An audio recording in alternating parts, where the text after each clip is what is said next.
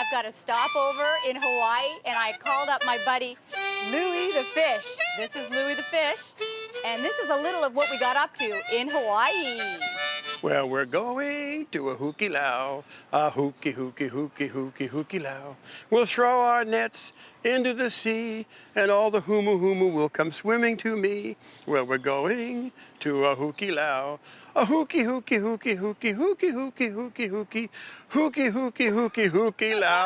What a catch! This is going to be my trophy room. I think that every great sportsman needs a trophy room. What a Catch is inviting people to come on a fishing trip with me. That's what I do. I'm a professional fisher. I fish around the world. I chase big game fish. It could be an Atlantic salmon, taimen. It could be a big sailfish. You never know from week to week. So I want people to travel along with me and experience the culture and the food. And I go off to these remote places, and you get the feeling that no one else has ever walked where you're walking. And you get to fish in pristine wilderness. What a catch. I'm Kathryn Maroon. Welcome to my office.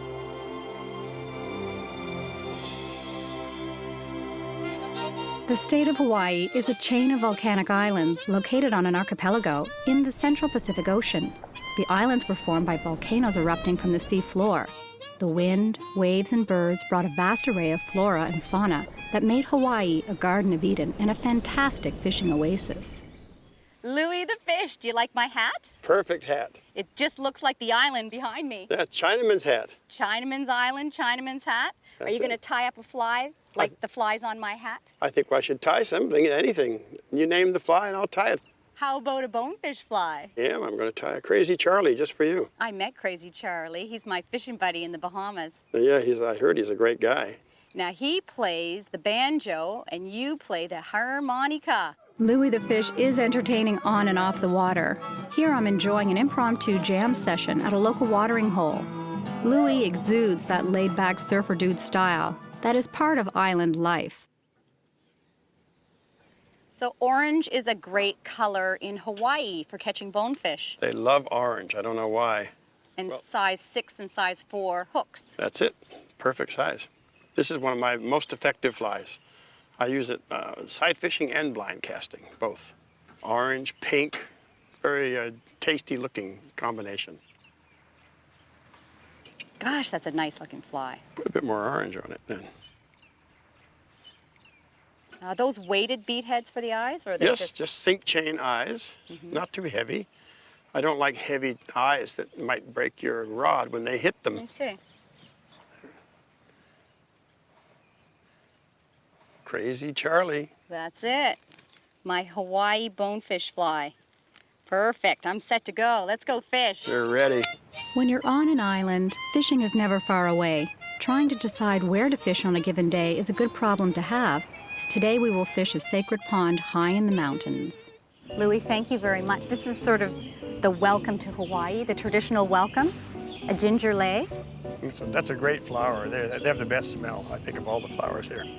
Well, the birds and the flowers, I know the music in the hills from all the birds. I bet there are some songs that are written about this area that are just as beautiful as the songbirds. Oh, I'm sure. The Hawaiians have a rich history of songs and slack key guitar. I'm sure there are songs specific to this area. Some local insight I found out earlier. Are there any songs written about this mountain? As far as Kualoa, yes, there's many songs back in the ancient days as far as the founding fathers and the culture of Hawaii, because this at one time Kualoa was the royal family's land. You see what else I have from Louie the Fish? A carving. Oh, that's great. What does this one mean? It's a fish hook, isn't it? That's a traditional Hawaiian fish hook. It's an exact replica of what they used to use, and that's pearl shell, which they would have valued the most because it was the strongest, and it has that iridescence that would attract the fish as well. So maybe I should tie that on and fish it. Yeah, I think we could put a big mullet on there. Kaipo shared stories with me of his childhood in Hawaii. So did you grow up fishing? Pretty much, yeah. Grandma and Papa always taught us how to go fish with just a simple bamboo and a small little suji line like that, and then we'd catch anything with a bite that day actually. One fish you can't catch is called our state fish, which is the humu humu nuku nuku apua'a. Oh, come on! My gosh. Say that again. It's called humu humu nuku nuku apua'a. It's almost lyrical. It's almost like a song. We actually made a song for the kids to learn in school like that, so they could actually pronounce it much more better. How does the song go? It goes humu humu nuku nuku apua'a. Humu humu nuku nuku apua'a. Humu humu nuku nuku apua'a. Simple like that. That's beautiful. But it has a strange meaning to it. It pretty much means a colorful fish with a nose like a pig. Oh, come on. The stories of his childhood growing up on the ocean were a lot like my own, and we talked for hours about the simple joys of youth. This is fishing in paradise. Yeah, Kathryn, this is probably one of the prettiest places in the world. This is an old fish pond, old Hawaiian fish pond. It's been here for 800 years. It's the biggest fish pond in Hawaii. Hawaii's once sustained a population of hundreds of thousands of people. This is before Captain Cook came, and much of their food came from fish ponds like this. So this sustained huge communities back 200 or 300 years ago. Is it sacred? This area was actually one of the most sacred places in Hawaii. It was purported that the ali'i, the kings, came here, and the priests would come here, and commoners often weren't even allowed in this area. And would they have been fishing for the same type of fish that we're fishing for? I know they wouldn't use the same kind of gear. Most of the fish they raised were ava, milkfish, and mullet, fish that would eat off the algae that they could sustain. At the end of the pond here, there's some gates, small gates where they have some slats. And what happens is the small fish come through the gates and they get bigger and they can't get back out. It's not a complicated system, but it's been very effective over many decades. Is there a Hawaiian word for I caught a big fish? That's one big one. That translates in every language. Yes. That's one big one. That's you know what? You know what we say? What? What a catch! What a catch!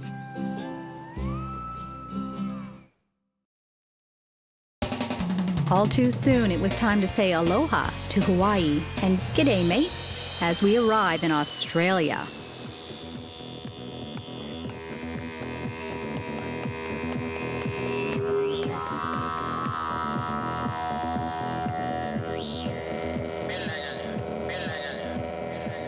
The Commonwealth of Australia lies in the Southern Hemisphere. In fact, the very name comes from the Latin australis, meaning southern. It's the world's smallest continent, and the Indigenous people have lived here for over 42,000 years. Australia is the flattest continent on Earth and is largely desert. The climate is significantly influenced by the ocean currents. After all, it is surrounded by the Indian and Pacific Oceans. The Ningaloo Reef is located at the northern end of the Northwest Cape of Australia, and we're headed that way. I'll be meeting up with some friends at the end of the day to talk about the fishing. What's interesting is that they are fishing blue water offshore in a seaworthy boat, going down with lead and bait. At the same time, not far away, I'm fly fishing a sheltered bay from a flats boat, sight casting to cruising fish with imitation saltwater bait patterns. This is what one day on the water looks like when you're fishing down under.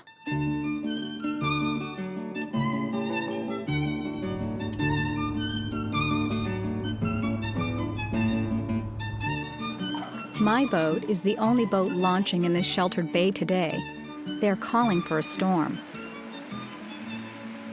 This is the flight that is about to get smashed.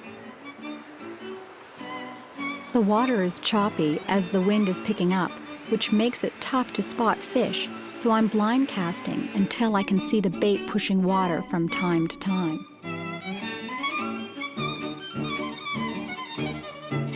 Okay.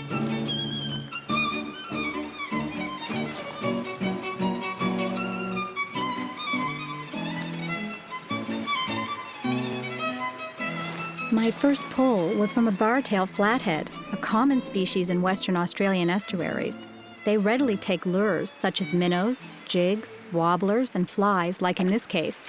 Fishing the edges of drop-offs on a changing tide or even trolling will entice a strike.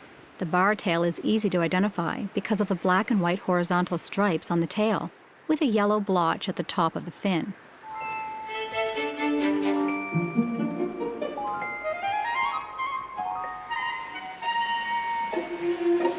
I can't believe how windy it is out here. I'm fishing in Australia, whitecap conditions. We're picking our way along a reef section. It's gusting pretty hard, but I think we might come across some fish. What an awesome sight. Obviously, from the boils on the water in front of the boat, there are bigger fish out there feeding. I've got the whole bay to myself because of bad conditions. Not another fisherman in sight. And I do see feeding fish. I'll try a hand-over-hand retrieve to see if I can entice a strike. So what's just happened there is I had a little bait fish come and take my fly, my clouser, and I was moaning and groaning about how small this bait fish was, and that he's not even making, what weight rod am I using here? This is an 8-weight rod bend. And so what happens? A great big cod comes up and smashes the bait fish. So I actually have 2 fish on. One is a cod, and now I have rod bend. That's a beautiful fish. It's almost like a tiger fish with the markings. This cod is also called a Malabar grouper and can grow to over 150 kilograms or 330 pounds. Hey, another queenfish. A queenie. The queenfish is also known as the giant leatherskin or skinny fish. They are long laterally and compressed. This makes them light for their length. A series of 5 to 8 oval-shaped blotches are found on the side above the lateral line, and the queenfish prefer slightly turbid water with plenty of flow because they are ambush feeders. Their splashy strikes and blistering runs, as well as their aerial displays, make it one of my favorite game fish.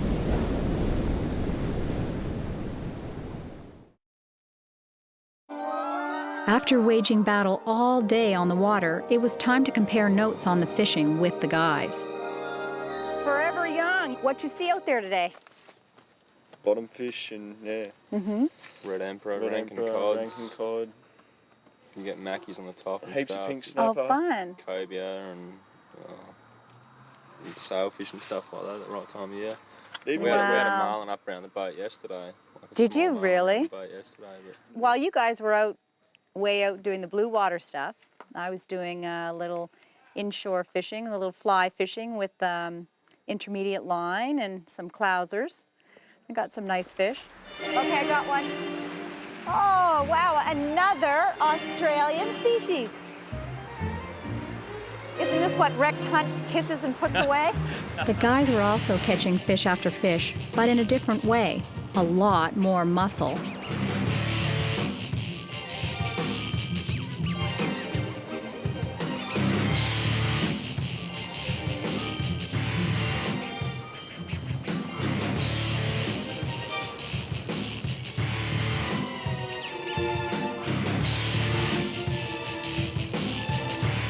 It's a big ocean out there, and the captain needs to know his stuff.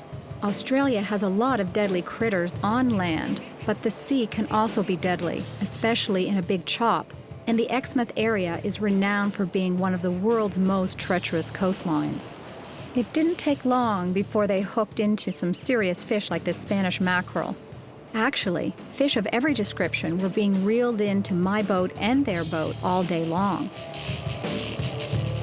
We were all being jostled around a bit in the rough conditions, but when you see fish feeding, it's not time to call it a day, no matter how windy and rough it is out there.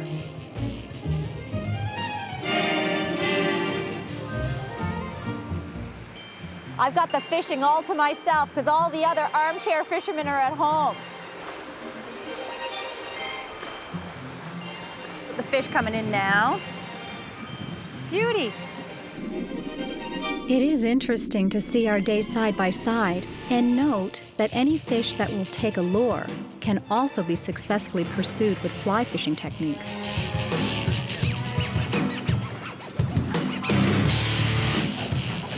Oh, the hooks are out. As we talked on at length about the day's events, the guys wanted to know what I thought about Australia. What I was amazed at is just how huge the country is. Like our flight from Sydney all the way to Exmouth, that took the better part of a day just to fly across the country. Okay, there's a fish. I see one. Ooh, big one. There we go. I got him lined up. Yeah! What a spirited little queen fish. The guys also wanted to know how fishing in Australia stacked up against other places I fish.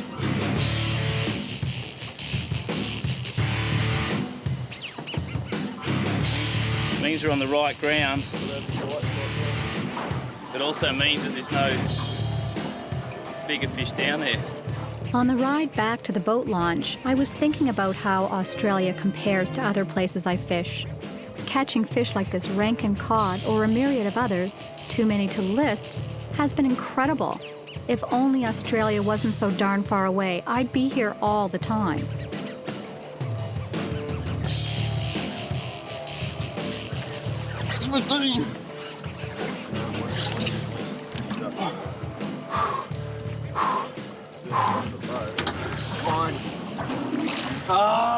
More bait. But it's not so imperative if it gets eaten. Andrew, it doesn't matter if it gets eaten. Let it get eaten, Andrew. Is this going back? Getting one fish up today.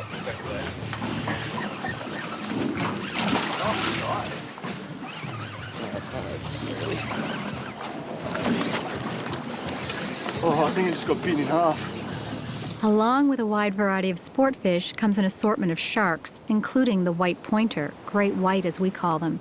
This shark is responsible for more attacks on humans than any other species, but these guys don't look worried.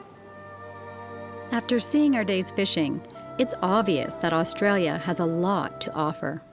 Whether you choose to fly fish in the bay or decide to go blue water fishing to flex some muscle, tight lines will be the catch of the day. The weather moved in, a reminder that you need to keep your wits about you in the land of Oz. The kangaroo is usually held up as the animal that represents the essence of Australia, but in terms of influence in culture, the fly has shaped everything from how Australians speak to fashion and cuisine.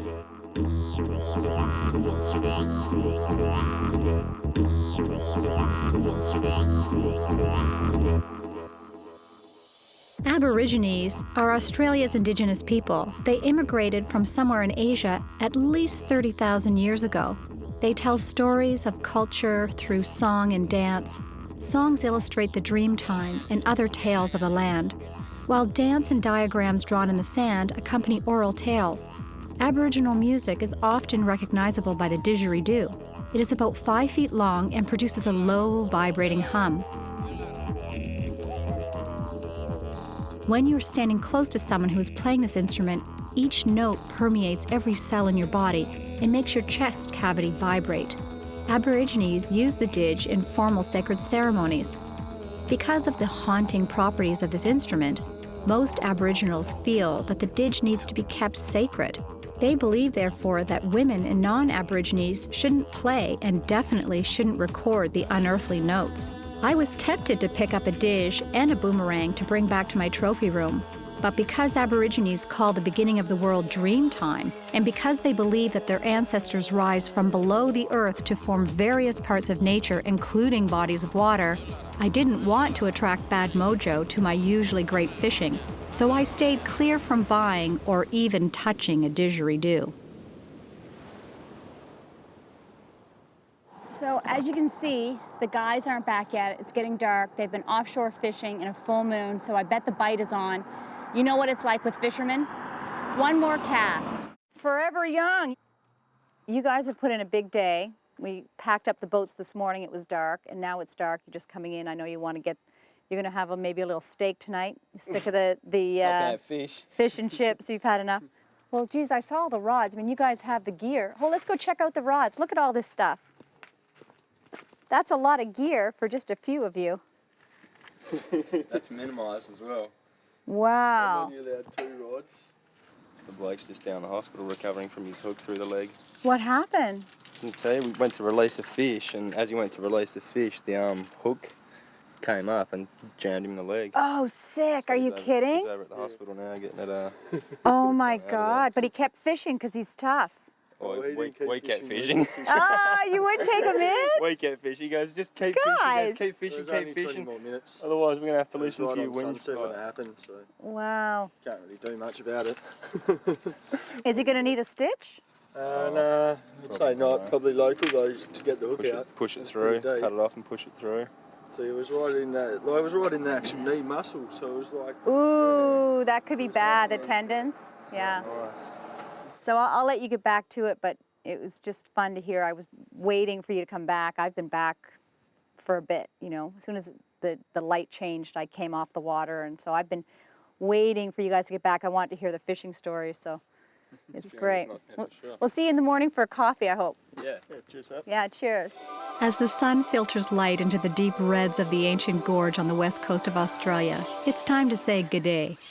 Nothing says good morning like some eggs, P&J, right? On a fishing trip, you've got to have peanut butter and jam. That's what we're doing wrong. Okay, how's the patient doing? Yeah, good. Show and tell? What?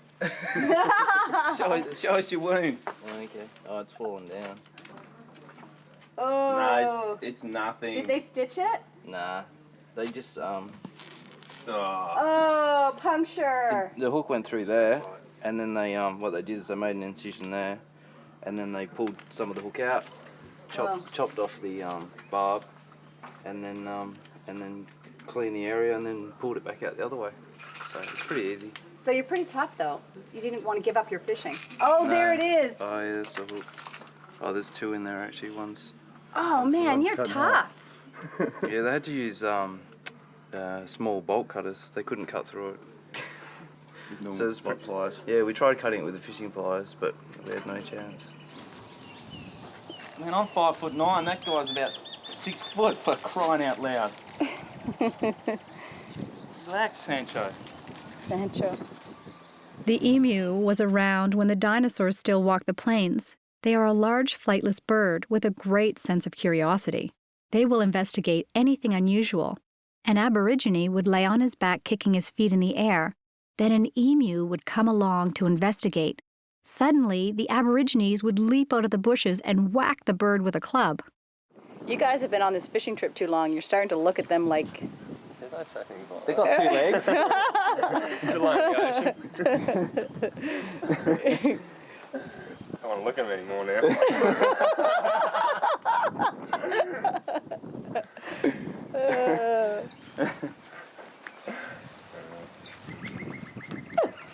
Emu. Yeah.